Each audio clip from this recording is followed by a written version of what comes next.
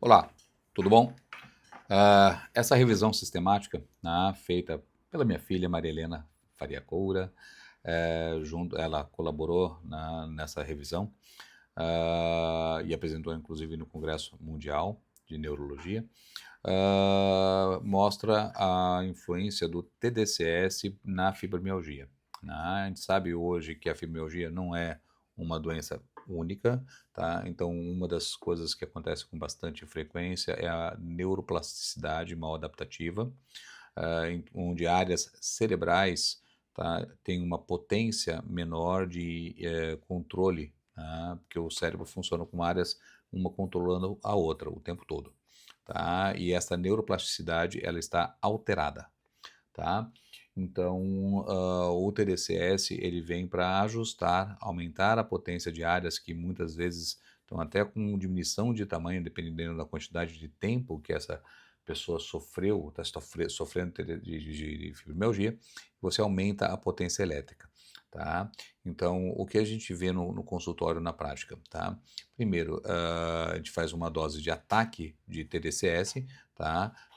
Bastante potente, tá? E verifica a resposta. Se essa resposta for boa, adequada, observada pelos questionários de qualidade de vida e pela algometria digital, que é um aparelho que a gente usa para medir a dor, né, do paciente, tá? Se a resposta foi adequada nesse período de tempo. E depois a gente faz uma diminuição das frequências de estimulação para manutenção daquela pessoa, tá? O que a gente observa aqui é fazendo a dose de ataque, a pessoa sendo responsiva, tendo uma resposta adequada, as estimulações de manutenção, na prática, funcionam muito bem, né? E tem pessoas que vão precisar somente durante as crises, né?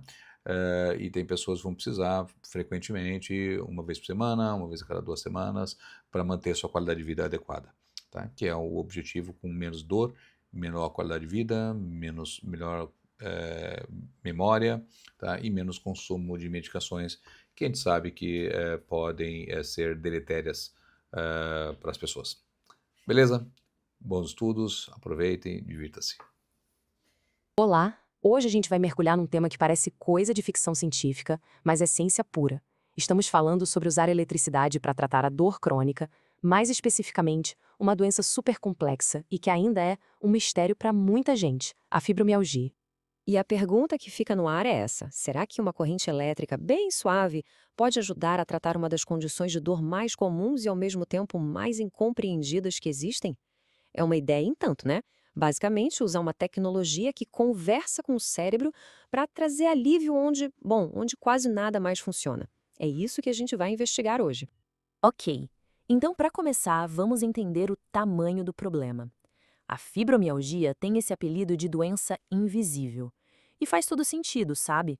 A pessoa sente uma dor absurda, um sofrimento real, mas isso não aparece em nenhum exame, nenhum raio-x, nenhuma ressonância, o que torna o diagnóstico uma jornada muitas vezes bem difícil e frustrante.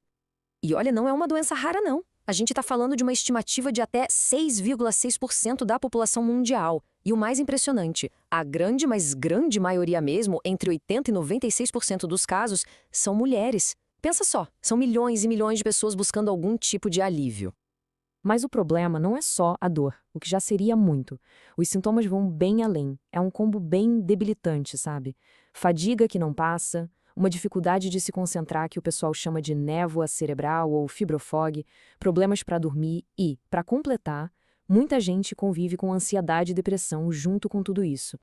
Tá, mas de onde vem tudo isso? Bom, a teoria mais aceita hoje é a da sensibilização central. Pensa assim, é como se o botão de volume da dor no nosso corpo tivesse quebrado e travado no máximo. O sistema nervoso fica hipersensível e começa a reagir de um jeito exagerado a qualquer estímulo. Coisas que nem deveriam doer acabam doendo, e muito. A pergunta de milhões é: tem como abaixar esse volume? E é aí que entra uma ponta de esperança, uma corrente de esperança, literalmente. A gente vai olhar agora para a estimulação cerebral não invasiva. Uma tecnologia que promete, olha só, regular a atividade do cérebro. E o melhor, sem precisar de nenhuma cirurgia. A técnica que está no centro de tudo isso se chama estimulação transcraniana por corrente contínua, ou ETCC. E calma, não é eletrochoque, não tem nada a ver com isso. É mais como um empurrãozinho elétrico, sabe? Uma corrente bem fraquinha e constante, que tenta, digamos, recalibrar o jeito que os neurônios trabalham. E esse empurrãozinho pode ter duas direções. A estimulação anodal é tipo um acelerador. Ela faz com que os neurônios disparem com mais facilidade. Já a catódal é o contrário, funciona como um freio, tornando os disparos mais difíceis. É justamente essa diferença que permite ajustar a atividade do cérebro com mais precisão. Então, a teoria é ótima, né? Mas a gente quer saber, funciona mesmo na prática? Para responder isso, vamos mergulhar fundo na principal evidência que existe sobre o assunto. Uma meta-análise gigante que juntou os resultados de 32 estudos clínicos. E logo de cara, um número chama a atenção. Olha só, 89% dos estudos analisados mostraram uma redução significativa da dor. 89%. À primeira vista, é um resultado super animador, né? Pois é, mas sempre tem o mais, e esse aqui é bem importante. A ciência é feita de detalhes. A mesma análise mostra que, apesar da redução da dor ser real nos números, na prática o efeito muitas vezes era pequeno. E pior, durava pouco. Isso faz a gente se perguntar o quanto isso realmente muda a vida de quem sofre com a doença no dia a dia.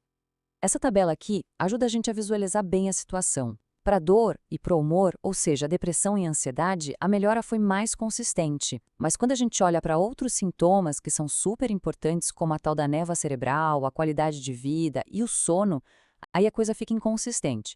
Alguns estudos viram melhora, outros não viram nada. Então, qual seria o segredo para ter resultados melhores? Parece que a resposta pode estar no tempo. Essa citação aqui é uma pista importante. Ela diz que protocolos mais longos, de 4 semanas ou mais, tiveram efeitos melhores no alívio da dor. É como se o tratamento tivesse um efeito cumulativo, sabe? O cérebro parece que precisa de um tempo para reaprender a lidar com os sinais de dor. E isso leva a gente para uma outra pergunta ainda mais funda. Se a técnica consegue mudar a forma como o cérebro funciona, o que está acontecendo lá dentro, em nível biológico, para que isso seja possível? A grande questão é essa. Que mudanças neuroquímicas são essas que poderiam explicar os efeitos do tratamento? Bom, os cientistas já têm algumas pistas bem interessantes. Basicamente, a pesquisa aponta para 4 mecanismos principais. Primeiro, a ETCC parece aumentar as beta-endorfinas, que são os analgésicos naturais do nosso corpo. Ao mesmo tempo, ela parece diminuir o glutamato, que é um neurotransmissor que funciona como um acelerador da dor. Além disso, também mexe com BDNF, uma proteína super importante para a neuroplasticidade, e altera a comunicação entre as diferentes áreas do cérebro que processam a dor. Ou seja, é um ataque em várias frentes para um problema que é bem complexo. Beleza, então depois de olhar para o problema, para a solução que estão propondo e para as evidências que a gente tem até agora, qual é o veredito final? A palavra que resume tudo é cautela. Olha, a conclusão dos próprios pesquisadores é a melhor forma de resumir. A ETC nodal pode sim oferecer um alívio, principalmente a curto prazo. O problema é que a variação enorme nos resultados e as limitações dos estudos não deixam a gente afirmar com toda certeza o tamanho do impacto disso na prática clínica, no dia a dia do consultório. E por que tanta incerteza? Bom, os desafios são vários. Muitos estudos foram feitos com pouca gente. Os protocolos de tratamento variavam demais de um estudo para o outro. Duração, intensidade, até o local da aplicação. Faltam dados de longo prazo para saber se o efeito se mantém. E tem um detalhe, o efeito placebo na fibromialgia é muito forte. E como a aplicação da corrente pode dar um formigamentozinho, fica difícil garantir que a pessoa não saiba se está recebendo o tratamento de verdade ou o placebo. Então, resumindo a história toda, oficialmente, a ITC tem hoje uma recomendação de nível B para fibromialgia. Isso quer dizer eficácia provável. Traduzindo do cientifiquês, existem evidências de que funciona sim, mas elas ainda não são fortes o bastante para a gente bater o martelo e dar uma recomendação nível A, que seria o ideal. É um otimismo, mas com o pé no freio. E isso tudo nos deixa com uma grande pergunta para o futuro, né? Talvez essa inconsistência toda nos resultados aconteça simplesmente porque cada cérebro é único. E se a gente parasse de pensar num tratamento tamanho único e começasse a personalizar a estimulação para a neuroquímica de cada pessoa?